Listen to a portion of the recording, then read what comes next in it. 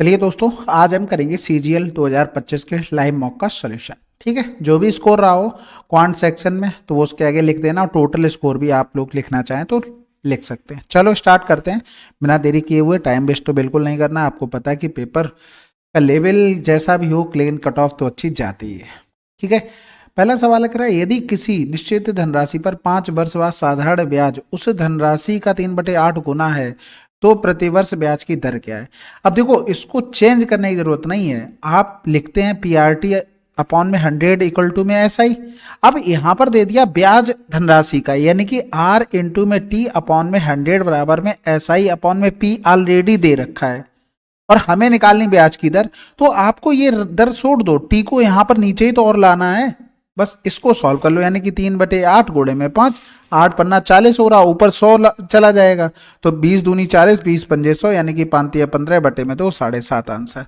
तो आपको इतना सोचना है। देखो 3/8 था, बटे में 5 था, और 100 तो चल ही रहा है, तो 8 पन्ना 40 कर दोगे, जीरो से कोई मतलब नहीं। आप इतना लिखो बस, 4 सत्ते 28, 4 पंजे 20, यानी कि 7 5 जहां होगा वही आंसर होगा। अगर आंसर यही देता 75, 7.5, 0.75, तब आपको थोड़ा सोचना पड़ता, लेकिन इसमें तो केवल एक ही जगह तो लिखा था, तो सोच लो इसी तरीके से। अगला सवाल करा, महेश ने 100 दर्जन पेन 10 रुपए प्रति दर्जन की दर से खरीदे। उसने एक निश्चित विशेष कर पर 500 रुपए खर्च किए और उसने उन्हें 1 रुपए प्रति पेन की दर से बेच दिया, तो उसका लाभ या हानि परसेंटेज क्या है। तो सबसे पहले तो हम सीपी बनाते। देखो 10 रुपए प्रति दर्जन के हिसाब से उसने खरीदे। अब यहाँ पर 500 रुपए खर्च हुए, यानी कि उसने 100 दर्जन खरीदे, तो एक दर्जन पे कितना खर्च हुआ होगा, 5 रुपए। तो कुल मिलाकर जो सीपी हमारे रहा है वो 15 हो गया। 1 रुपए प्रति पिन की दर से खरीदे, और 12 पिन कितने को जाते, 12 रुपए के हो जाते, तो ये एसपी कितना हो गया, 12 हो गया। तो यहाँ पर 3 का लॉस हुआ, किस पर, 15 पर, गुणे में 100, 3 पंजे 15, 5 दूनी 10, 20% का क्या हुआ, लॉस हुआ। अगला सवाल कह रहा है, एक चोर अपराह्न 4:08 पर व्यक्ति का मोबाइल चुरा लेता है और इतने की चाल से भागने लगता है। एक पुलिसकर्मी को अपराह्न इतने बजे चोर के बारे में सूचित किया जाता है और वह 17 किलोमीटर प्रति घंटे की चाल से साइकिल पर उसका पीछा करता है। चोर को पुलिस ने कितने बजे पकड़ा। भाई सिंपल सी बात, एक चीज देखो, 4:08 पे पता लगा, लेकिन पुलिस वाला भागा कितने, इतने पर, यानी कि उसे कितने मिनट का गैप मिला, 8 पे 15, यानी कि 15 मिनट का उसे गैप मिल गया। 15 मिनट में भागा कितना होगा, 12 की चाल से, 5/18 ये मीटर प्रति सेकंड हो गया। इसको भी सेकंड बना लेंगे, ठीक है, ये मिनट खत्म हो गया। तो इधर करेंगे 6 कम 6, 6 तियां 18 हो गया, इधर 3 चौकू 12, 5 चौकू 20 हो गया, तो 20 गुणे में 150, यानी कि 15 दूनी 30, 3000 मीटर। यानी कि जब तक पता चला पुलिस वाले को, तो पुलिस वाला यहाँ था, चोर यहाँ पर था, 3000 मीटर का गैप आ चुका था। अब दोनों एक ही दिशा में भागेंगे, तो आपको पता है स्पीड क्या होगी, डिफरेंस हो जाएगी, यानी कि 3000 बटे में 17 और 12 का डिफरेंस 5, और 5/18 ये मीटर प्रति सेकंड में बनाने के लिए हो गया। तो इधर करेंगे 25, 25 चौकू 100, 4 तियां 12 हो गया, यानी कि 120 गुणे में 18, ये आया सेकंड में। हम 60 से अगर भाग कर देंगे तो किस में आ जाएगा, मिनट में। तो ये 6 दूनी 12, 18 दूनी 36 मिनट बाद पकड़ लेंगे। तो ये 36 मिनट होगा कौन सा, जब पुलिस वाला भागा। पुलिस वाला 4:23 पे भागा और 36 मिनट की और बात कर रहा है, यानी कि 6 3 9, 3 2 5, और इधर हो गया 4:59 पे वो पकड़ लेगा। ठीक है, अगला सवाल कह रहा था, ए बी सी को इतने रुपए में एक काम करने के लिए नियुक्त किया गया। ए और सी ने एक साथ इतने में काम पूरा किया, बी और सी ने एक साथ इतने में काम पूरा किया, सी का वेतन। देखो ए प्लस का सी 22/37, और बी प्लस का सी ये हो गया 21/37। टोटल क्वांटिटी तो इतनी थी ना पूरे काम का। ठीक है, अगर हमने इनको जोड़ा ए प्लस का बी प्लस का सी, तो ये 37 तो सेम है, यानी कि 2 1 3, 2 2 4, 43/37।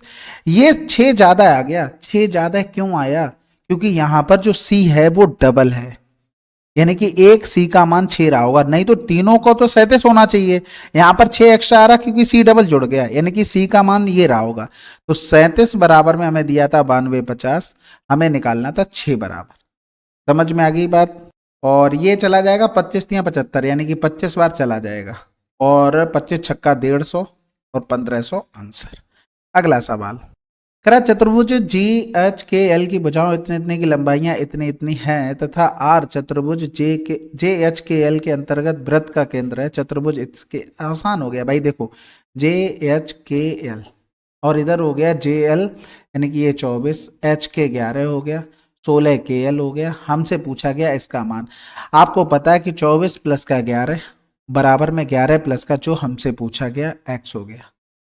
ठीक है, अच्छा क्या हुआ, कुछ गलत कर दिया, एल के होगा 16, क्योंकि 11 से 11 तो कट ही जाना था फिर, तो ये 16 हो जाएगा। तो इधर आ जाएगा 16, तो 8 8 1 9 यानी कि 19 आ गया एक्स का मान। बस देखो अब यहां पर आप चतुर्भुज बना लो, इसमें एक सर्किल बना हुआ है, ये प्रॉपर्टी है डायरेक्ट, आमने सामने भुजाओं का सम क्या होता है, बराबर होता है। तो ये तो रिजल्ट था। आप पूरा बनाओगे इतना सोचने की जरूरत ही नहीं, आप जितना फास्ट कर सकते हो स्टेप्स कटिंग उतना फायदा है आपको। करा एक साथ 15-17 में निर्मित शास्त्रीय संगीत सीडी की संख्या एक साथ 15 और 18 में निर्मित आत्मिक संगीत सीडी की संख्या का कितना परसेंट है।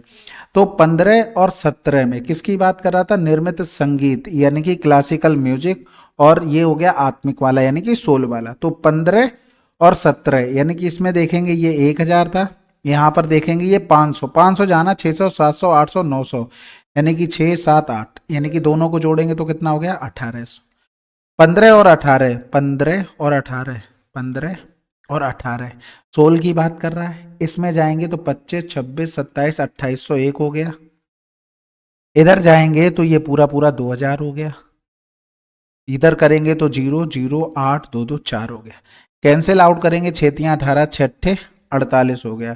करा का इसका कितना परसेंट है ये हमें निकालना था। तो 4 दूनी 8 25 हो गया, 25 तिया 75 बटे में 2 ये हो गया, यानी कि 37.5% आंसर। अगला सवाल करें, चलो फिर। करा किसी संख्या का 1/3 भाग 140 के दोगुने का 2/5 भाग है, तो संख्या के 40% से 100 अधिक होगा, यानी कि संख्या के 40% से 100 अधिक होगा, ये हमसे पूछा गया। तो देखो सिंपल सी बात है, कोई संख्या है उसका 1/3 भाग 140 के दोगुने का 2/5 भाग है।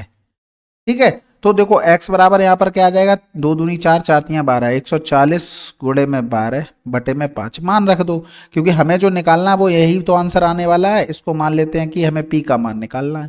तो 140 गुणे में 12 बटे में 5 गुणे में 40 बटे में 100 प्लस में 100 हो गया।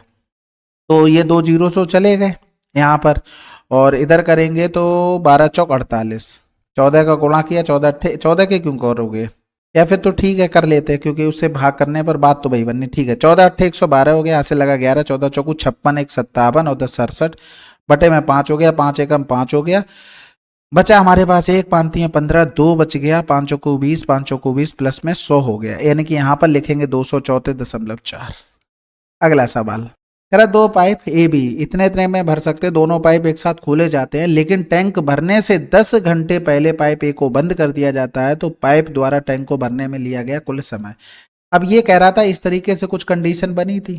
अब पूरा जब भर गया ना 10 घंटे पहले ए को बंद कर दिया, यानी कि यहां पर 10 घंटे केवल कौन काम कर रहा था, बी, यहां पर ए प्लस बी दोनों काम कर रहे थे। समझ में आ गई बात। अब यहाँ पर एलसीएम निकाल लो और इफिशियंसी, तो 20 30 एलसीएम 60, 20 तियां 60, 30 दूनी 60। अब यहाँ पर बी ने 10 घंटे काम किया तो 10 दूनी 20 काम कर लिया, यानी कि पूरे 60 में से 20 काम कर लिया, तो बचा कितना 40 काम। 40 काम इन दोनों ने मिलकर किया होगा। इफिशियंसी दोनों की 5, यानी कि 5 8 40। पूछा गया पाइप द्वारा टैंक को भरने में लिया गया कुल समय, तो 8 यहाँ पर लगा और 10 1 घंटे ये चला, यानी कि टोटल 18 है। ठीक है, अगला सवाल, ये तो आसान है, आप लोग खुद से करेंगे। करा एबीसी ने अपनी पूंजी क्रमशः इतने अनुपात में निवेश की, इनके निवेश का समय क्रमशः A/B/C अनुपात में है, यदि उनके लाभ इतने अनुपात में वितरित किए जाते हैं तो एबीसी का रेशियो हमें बताना है। तो देखो यहाँ पर अगर ऑप्शन देखें 6 4 5 4 6 5 6 5 4 9 4 9 5 9 5 8, तो ऑप्शन कहीं ना कहीं तो मैच हो रहे हैं, लेकिन हम ट्राई करते हैं, अगर हमारा भाग्य अच्छा होगा तो जल्दी हो जाएगा।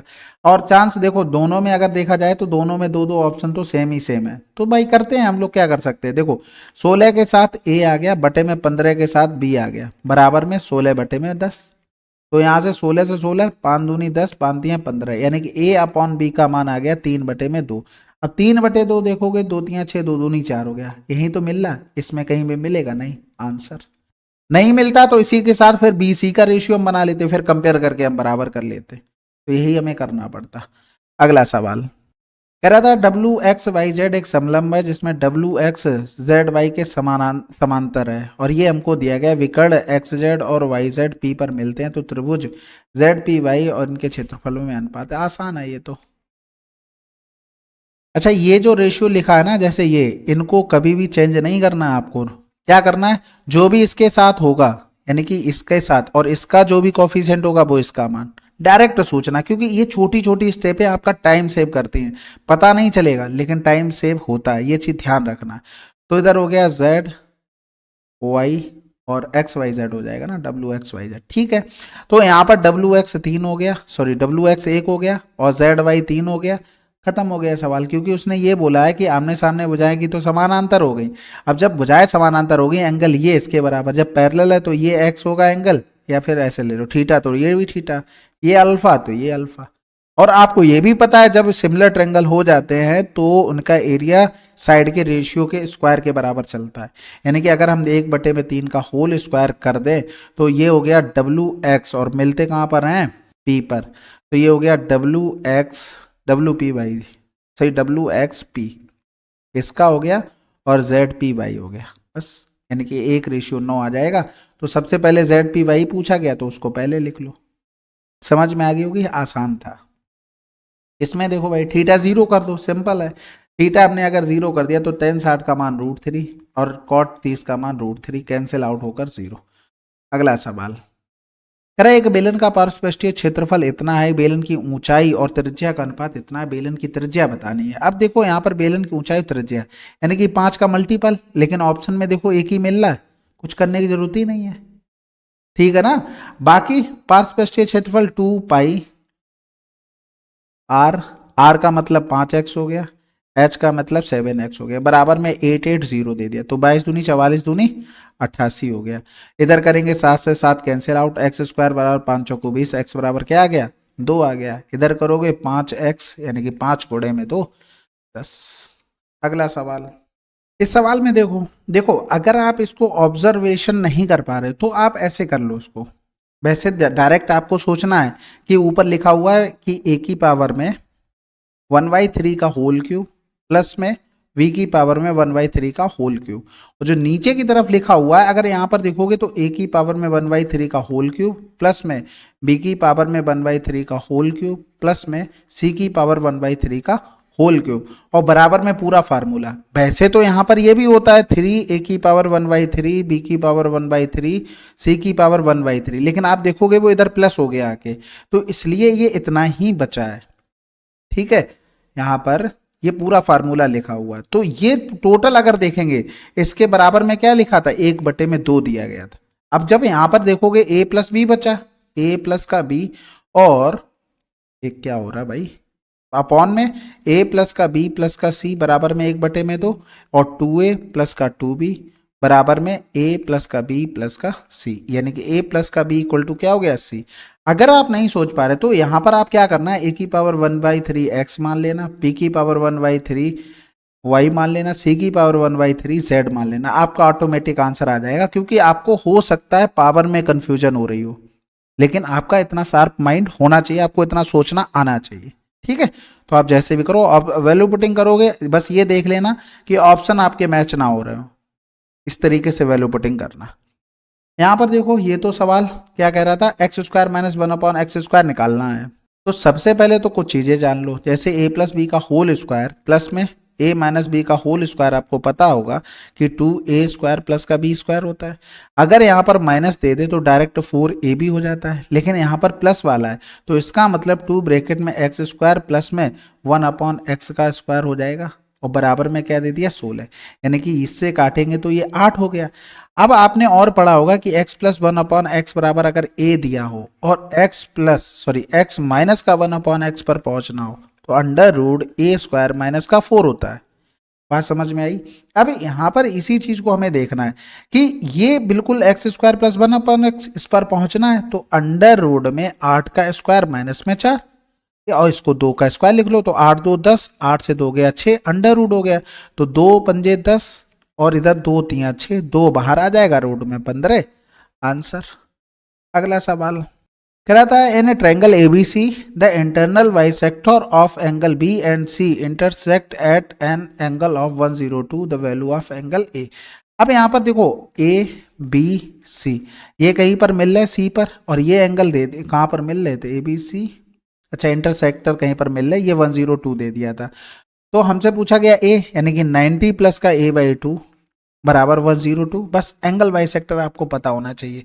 इधर करेंगे तो 2 बच गया यानी कि घोड़े में 2 यानी कि 24 आंसर, जो कि ऑप्शन में नहीं दिया गया था। और इसमें टाइम वेस्ट नहीं करना होता, पेपर में भी आपको एक आध सवाल गलत मिल सकता है। अगर आप जबरदस्ती ईगो पे लेके कि आएगा कैसे नहीं, ये इतना आसान सवाल है, तो टाइम वेस्ट हो जाएगा। ठीक है, चलो फिर इसमें देखो ये तो आसान है, ये हाँ यहाँ से हटाएंगे, ये दोनों तरफ रूट लेंगे तो साइन 3 थीटा इक्वल टू 1 में √2 हो गया, और 1/√2 क्या होता है, साइन 45 का मान होता है। कंपेयर करेंगे 3 थीटा इक्वल टू 45 और थीटा इक्वल टू कितना आ गया, 15 आ गया। तो इसमें अगर पुट करते हैं तो 2 इंटू में 15 छक्का 90 यानी कि cos 90 की वैल्यू क्या होती, 0।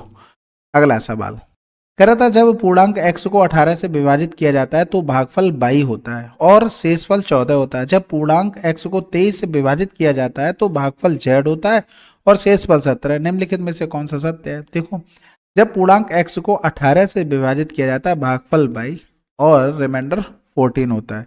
जब इसको 23 से करते हैं तो फिर यहाँ पर z और रिमाइंडर 17 आ जाता है।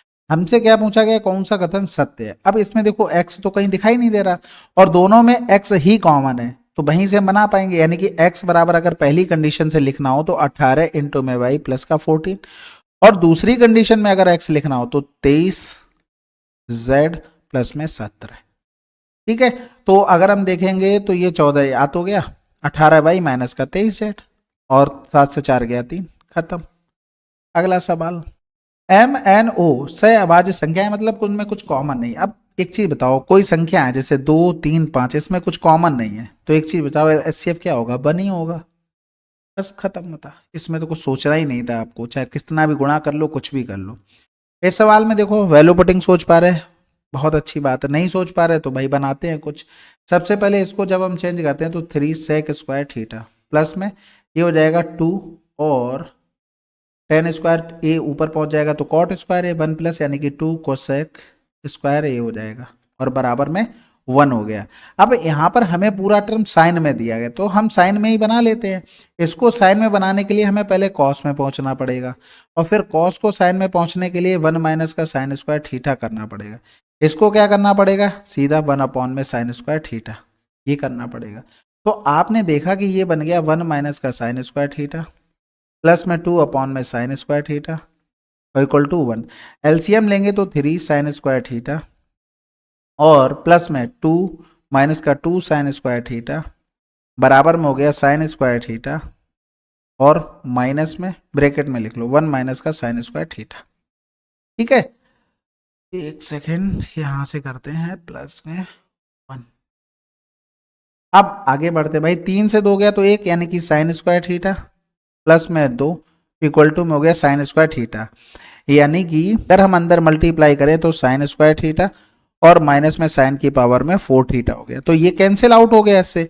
अब यहाँ पर देखो साइन की पावर में 4 थीटा इक्वल टू हमारे पास माइनस का 2 आ रहा है, अब पुट कर दो -2, अब 4 की पावर में 4 होगा ना भाई, इसको ये लिख सकते हैं साइन 4a की पावर में 4 और इधर तो लिखा ही हुआ साइन 4a।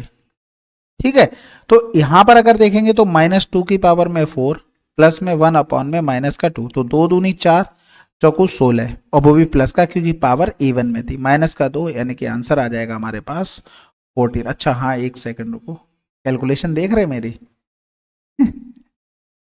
चलो कोई बात नहीं, माफ कीजिएगा। तो इधर हो जाएगा हमारे पास 16 माइनस का 1/2, 16 दूनी 32 हो गया, 32 से अगर 1 चला जाएगा तो 31/2 आंसर।